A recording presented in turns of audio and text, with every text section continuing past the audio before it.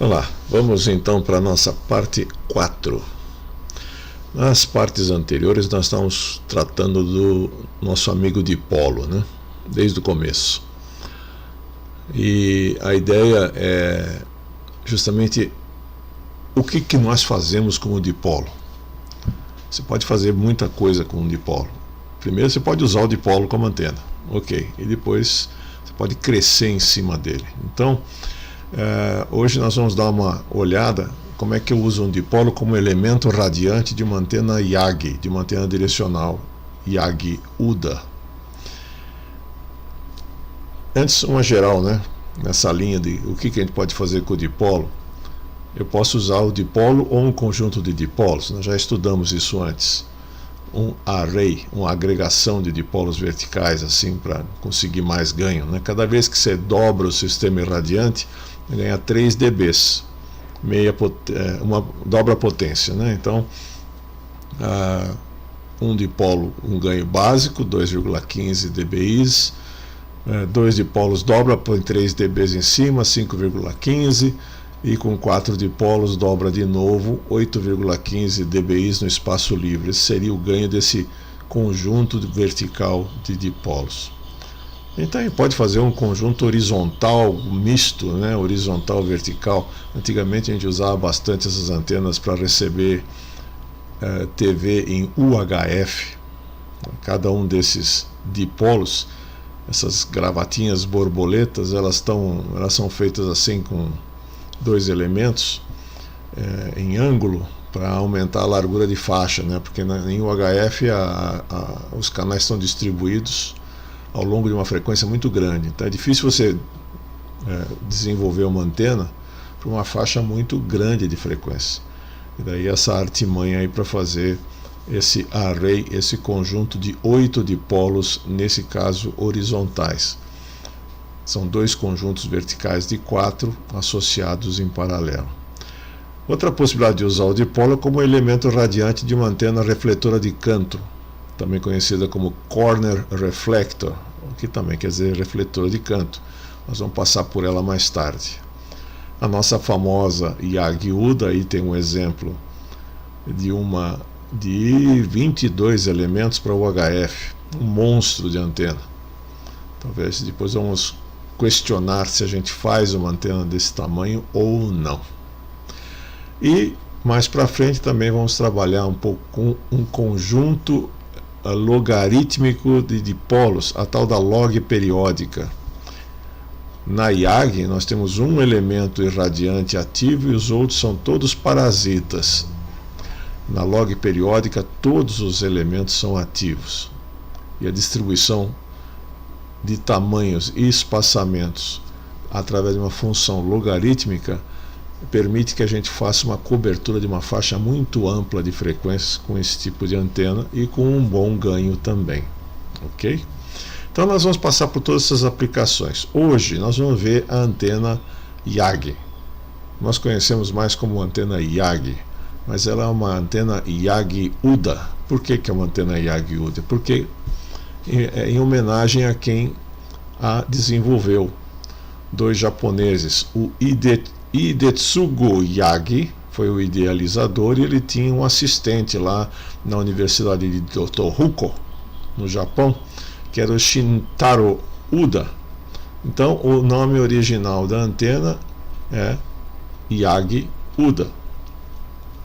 E elas foram utilizadas em torno da Segunda Grande Guerra, 1940, por aí foi quando ela foi aplicada, apesar de que o desenvolvimento do Yagi e do UDA é da década de 30, 28, 29, 30, 10 anos antes, tá bom?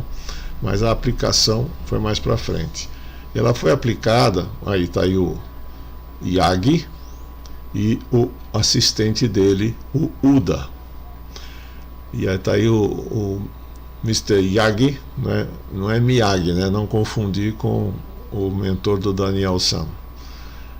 É o Yagi com a sua antena na mão, todo satisfeito. E ela foi usada então 10 anos depois, 12 anos depois, na Segunda Grande Guerra, em aviões. Então aqui dá para ver esse array de 4 IAGs na frente de um avião, e aqui uma IAG por baixo do avião. Não era para comunicação, era para radar. E diz a lenda, né, de que quem utilizou realmente a IAG como antena para radar foram os ingleses primeiro, e que os japoneses foram o último a tomar conhecimento de que existia essa antena e essa possibilidade. Então os próprios japoneses não tiveram acesso a essa tecnologia, mas não sei até onde isso é mito ou não, mas para nós não interessa muito. Então esse é o responsável. A antena, ela tem uma idade bastante antiga, né? Praticamente 100 anos de idade. Daqui a pouco vai fazer 100 anos de idade, um século. Ela é largamente utilizada. Naquela época, imagina, 1930, o que de equipamento laboratorial o Mr. Yagi não tinha no laboratório dele para poder trabalhar. Então ele devia ter ali um gerador de sinais, um medidor de intensidade de campo, claro, tudo analógico. E o trabalho que ele fez, obviamente, não tinha computador, né? Então o trabalho foi muito empírico. E nós vamos reproduzir um pouco desse trabalho empírico do Yagi e do Uda usando o simulador. É claro, mais fácil usar o simulador do que montar um setup, uma montagem para ficar brincando com isso. Mas o que ele fez naquela época? Vocês imaginam como é que é a IAG, né? A IAG é o dipolo com elemento refletor, elemento diretor na frente. Ele fez meia IAG. Imagina elementos verticais fixados numa tora de madeira como isolante.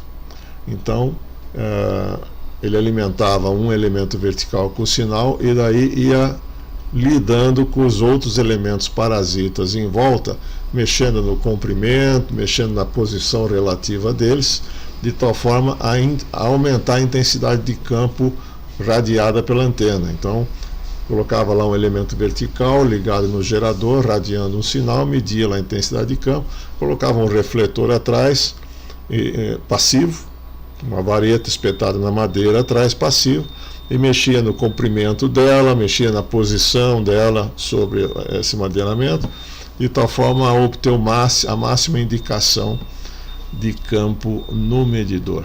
E assim ele foi colocando um elemento refletor, depois mais um elemento diretor, outro elemento, todos passivos em torno do elemento radiante. E desenvolveu lá a sua tese, seu artigo sobre a antena de ganho, que levou o nome dele, antena Yagi, e do seu assistente, que deve ser quem ficava lá cortando os tubinhos de alumínio, o Uda. Qual é o princípio de funcionamento da antena Yagi-Uda? Esse elemento verde aqui, o elemento irradiante, né, é o dipolo, é ele que é a parte ativa. Então ele vai gerar o sinal, e a ideia é colocar elementos refletores. Por que ele é um refletor? Ele tem um comprimento maior do que o dipolo. E os diretores com comprimento menor do que o dipolo, atrás e à frente do dipolo, de tal forma a refletir, a induzir o campo eletromagnético, para que para frente a gente tenha uma composição em fase, ou seja, uma interferência construtiva. Esse sinal aqui, olha, sinal verde é o que está sendo radiado pelo dipolo, e daí tem o sinal do refletor que vem atrás, que é esse laranja aqui. Depois tem o azul, que é do primeiro diretor, o D2, e depois o rosinha aqui, o lilás, que é do D1. A questão é que o dipolo radia o sinal dele, ele é a parte ativa, e por indução, por ressonância, os elementos parasitas reirradiam esse sinal. E a posição relativa entre eles e o comprimento entre eles faz com que esse sinal para frente ele saia em fase, todo mundo junto, caminhando junto, como essa onda aqui em fase. Então essa composição em fase é que agrega sinal, aumenta o ganho da antena. E para trás, como a gente está do outro lado, a composição fica bagunçada, então não existe uma composição, muito pelo contrário, eles estão fora de fase e fazem então para trás uma interferência destrutiva. Então, o objetivo de ajustar a posição dos elementos e o comprimento dos elementos é justamente para maximizar a interferência construtiva para frente, essa interferência construtiva para frente, e tornar destrutiva, da melhor forma possível, a interferência entre os sinais para trás. Isso aumenta o ganho da antena para frente, aumenta a intensidade do sinal para frente e diminui a intensidade do sinal para trás, porque eles se destroem entre si. Então esse é o princípio de funcionamento da antena YAG. Bom, vamos começar o experimento do YAG fazendo aqui no simulador, usando o MM-ANA, versão 3 e alguma coisa, né, que é que eu tenho aqui, eu acho que é a última. A primeira coisa, construir um dipolo. A gente precisa do dipolo para alimentar a antena. Tá? O MM-ANA, o simulador, quando você abre ele, ele já entra numa frequência default, numa frequência inicial de 14,15 MHz, no meio da faixa de 20 metros.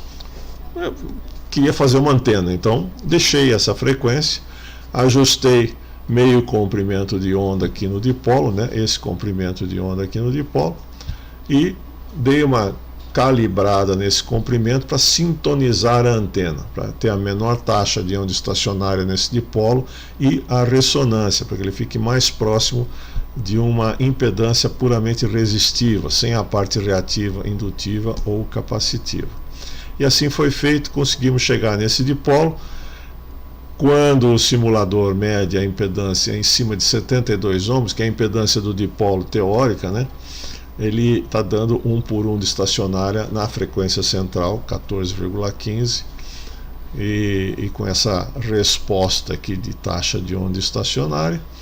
E o diagrama de radiação padrão do dipolo está aqui. Eu trouxe esse diagrama para mostrar alguns detalhes que nós vamos precisar depois para vocês. Tá? Primeiro é o seguinte, vocês veem que tem várias cores aqui. Tem vários gráficos sobrepostos nesses dois diagramas. Porque o simulador, ele pega a frequência central e faz uma varredura em torno dela. 2 frequências para baixo, 2 frequências para cima. Okay?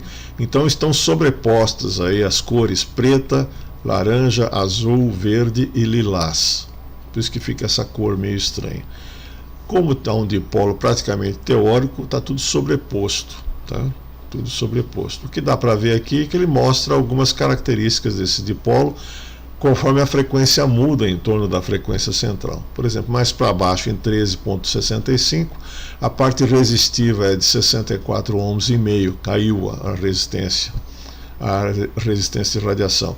Obviamente, numa frequência mais baixa, o comprimento de onda é maior, a antena fica curta, porque ela está sintonizada numa frequência mais para cima. Então, tem uma reatância capacitiva.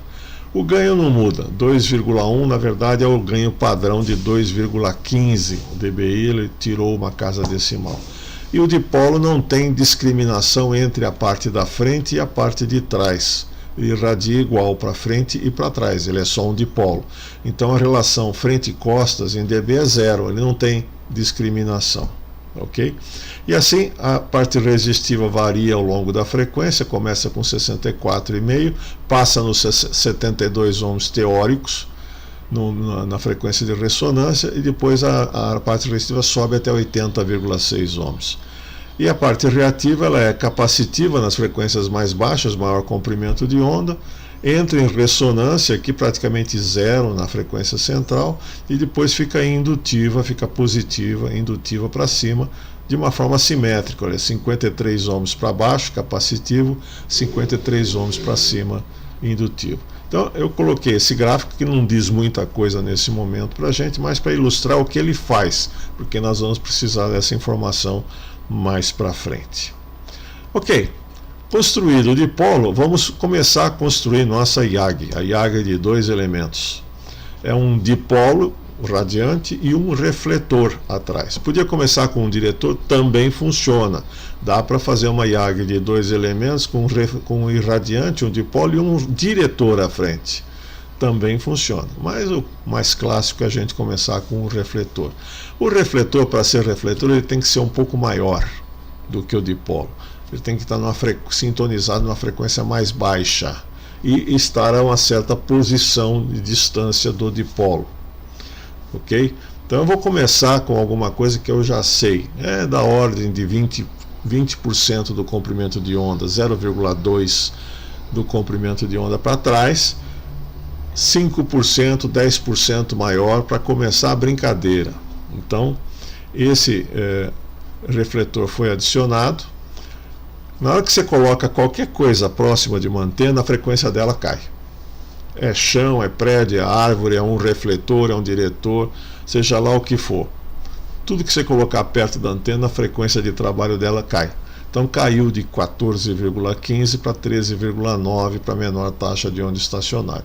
Eu não vou mexer com isso nesse momento, depois eu explico por quê. Agora, dipolo mais refletor, fiz aquela mesma varredura, agora aparecem diagramas diferentes. Tá? Por quê? Eu tenho uma frequência de ressonância do dipolo e outra frequência de ressonância do refletor. E ele é um comprimento de onda um pouco mais comprido, então ele ressoa na frequência mais baixa. Então, quando a gente desce a frequência aqui para 1365, eu estou me aproximando da frequência de ressonância do refletor. E quando eu subo, eu passo pela frequência de ressonância do dipolo e me afasto da ressonância dos dois. O que a gente pode tirar de conclusão aqui? Que o diagrama de radiação nessa hora fica a função da frequência que você está trabalhando. Ok? E mudou a ressonância aqui, mudou tudo, ela baixou de frequência. Nós temos um ganho. Antes o ganho era de 2 dBi, 2,15 dBi. O I, vocês lembram, né? É sobre a isotrópica. Ganho sobre a antena isotrópica. Agora com o refletor já foi para 6,6, 6, 5,4, 5, depende da frequência e da ressonância do refletor. Quer dizer, olha aqui, quando o refletor se aproxima da ressonância do refletor, o ganho da antena aumenta, quer dizer, ele está refletindo mais para frente, está induzindo mais. E existe agora uma relação frente e costas. Essa antena está radiando muito mais para frente do que para trás.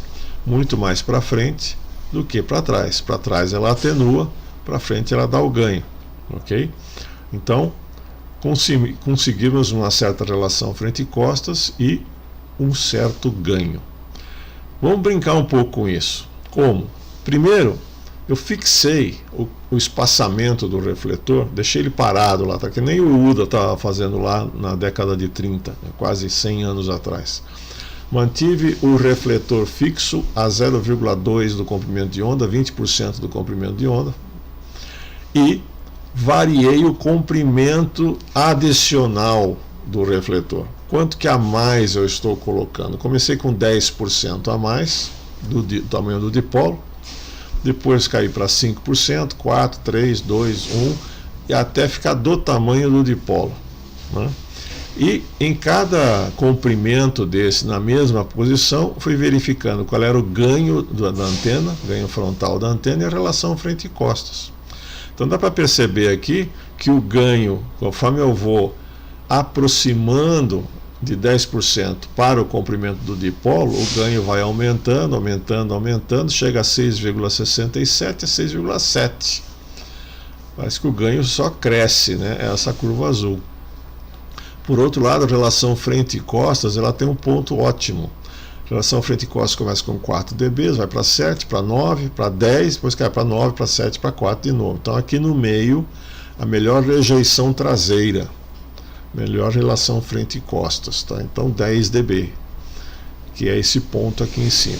Então, mantendo o espaçamento 0,2, eu alterei o comprimento, cheguei à conclusão que um comprimento bom é um refletor com 3% a mais do que o comprimento do dipolo.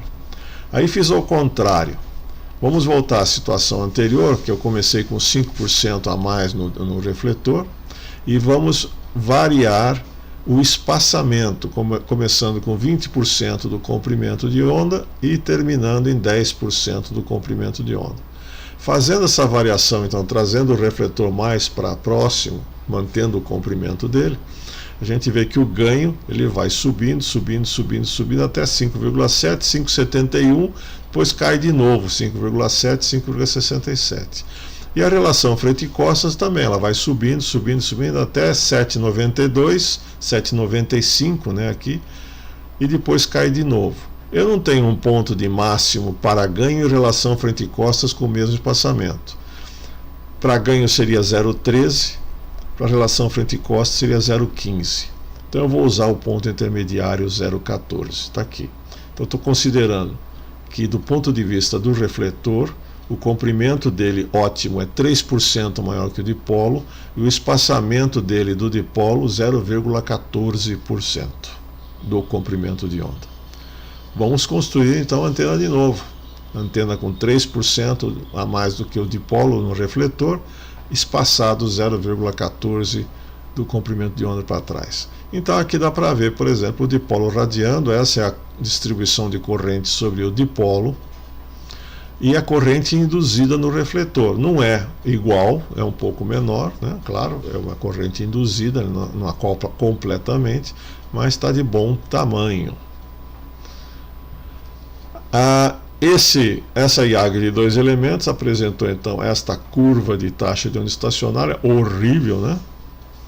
3,5 por 1, aqui deve ser o que? 2. É que isso a gente ajusta no fim, tá? Casamento de impedância a gente ajusta no fim. O que eu quero chamar a atenção é que nós chegamos numa situação crítica, porque eu fui para o ponto máximo de ganho de relação frente e costas, tá?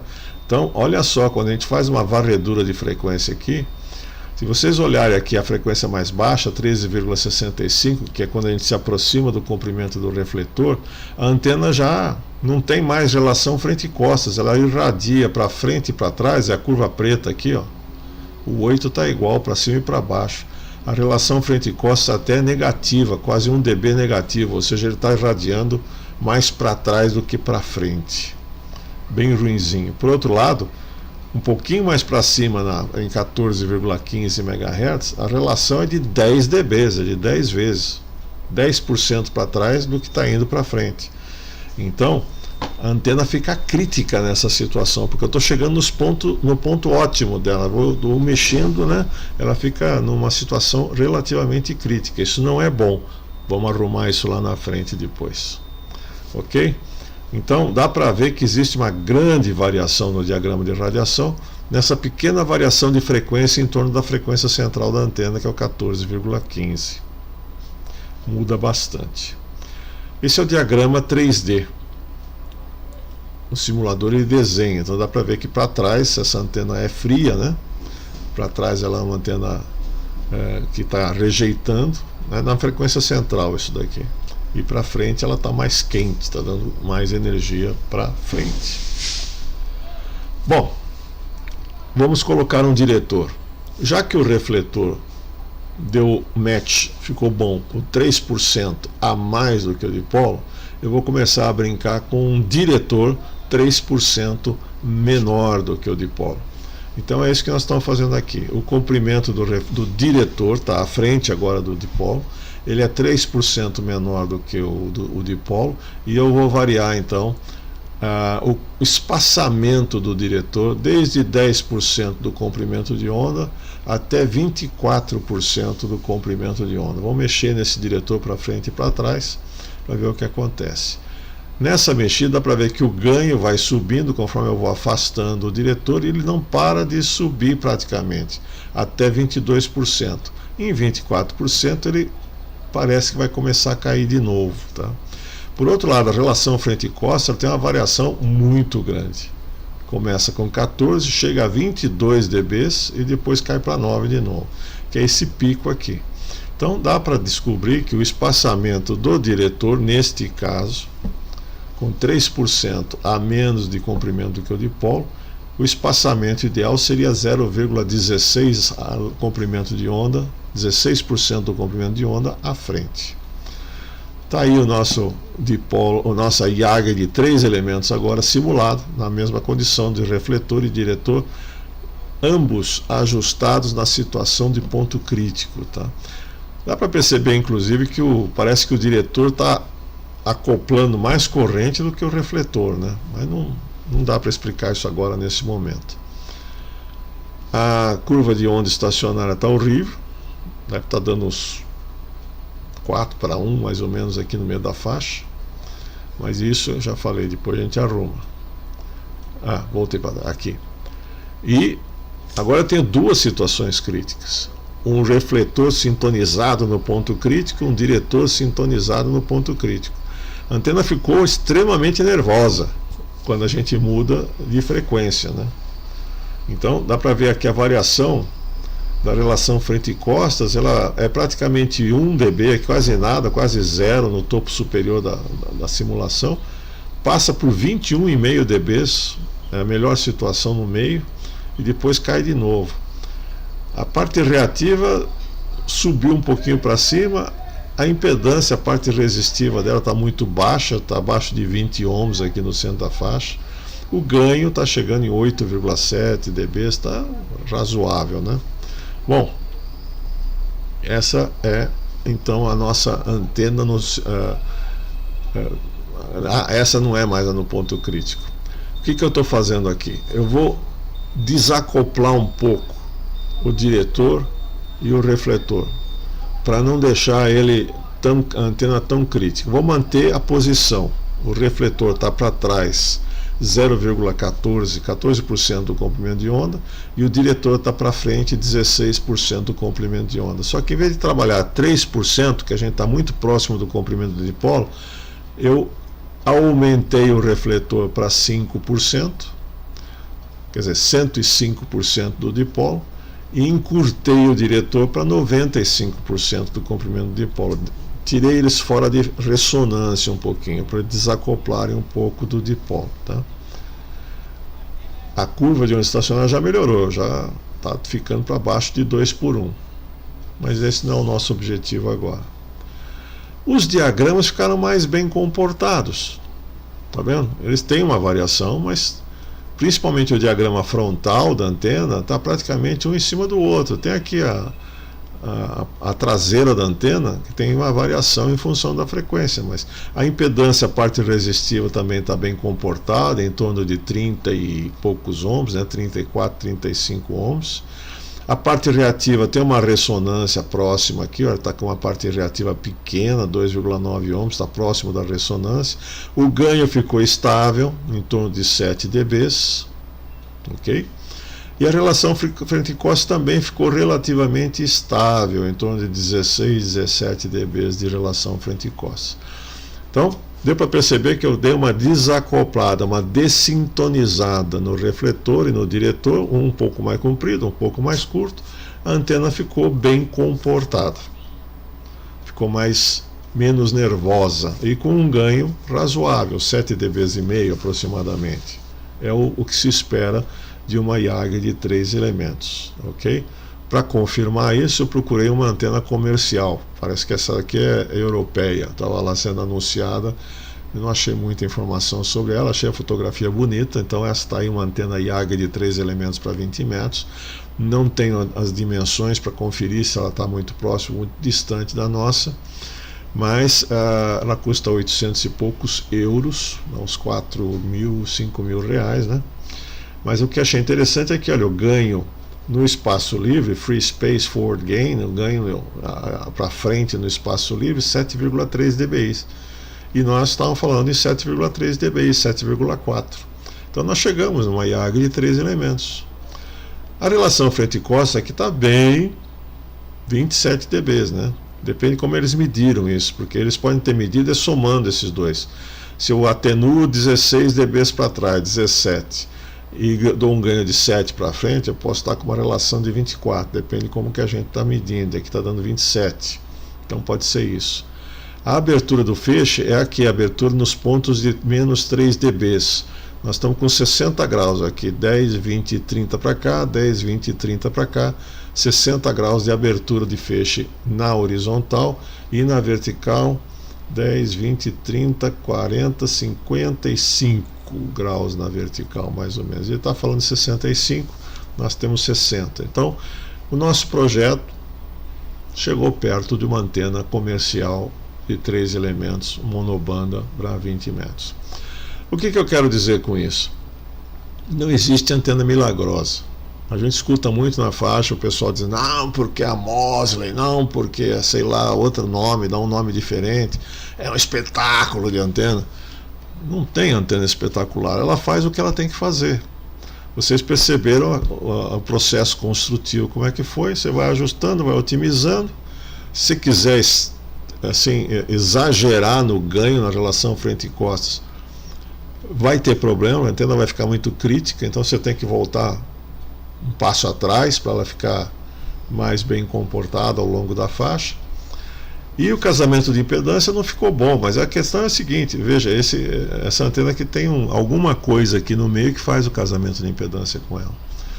Aqui nós estamos com uma impedância baixa, da ordem de 30 ohms, 35 ohms, tá? Nós precisamos levar essa impedância para perto de 50. Isso a gente faz com gamma match.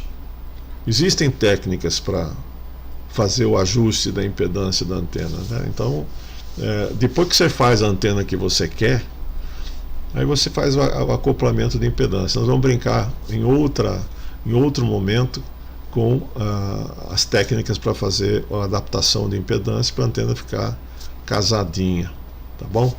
Então, não tem antena miraculosa.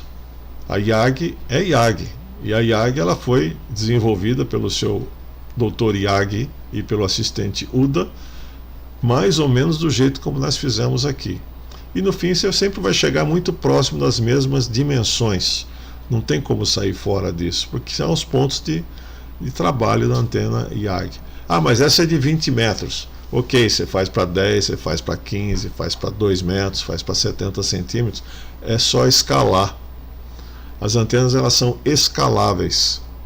Você faz uma regrinha de 3 e muda a antena para outra frequência e ela vai funcionar do mesmo jeito, com o mesmo diagrama, com o mesmo ganho, tudo igual. A única coisa que muda é a relação entre comprimento de onda e o diâmetro do elemento. É claro, aqui nós estamos com um comprimento de onda de 20 metros e eu usei um diâmetro X lá, equivalente de um tubo de alumínio.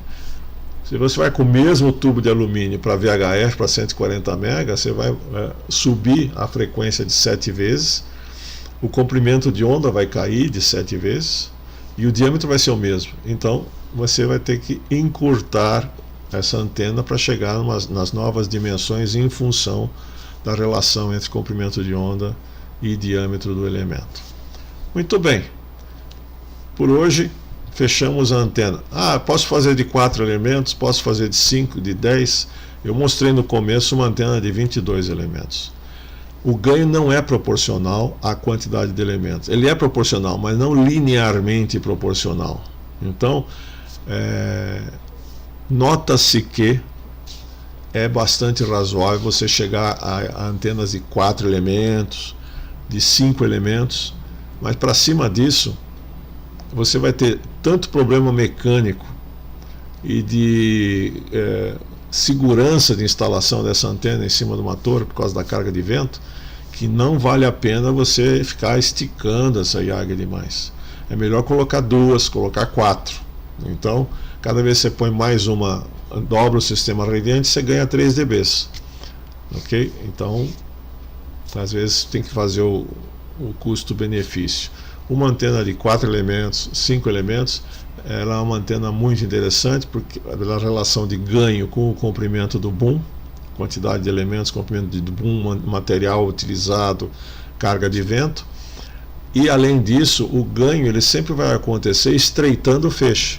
Então, quanto maior a sua YAG, maior o ganho dela, mais estreito é o feixe, mais difícil fica para apontar essa antena para algum lugar e mantê-la apontada, né? Porque de repente venta, ela balança, sai do apontamento. Então, de novo, a boa prática diz que antenas da ordem de 4, 5 elementos são mais práticas, mais razoáveis, dá um ganho bom, relação frente e costas boa, facilidade construtiva, né, e tudo mais.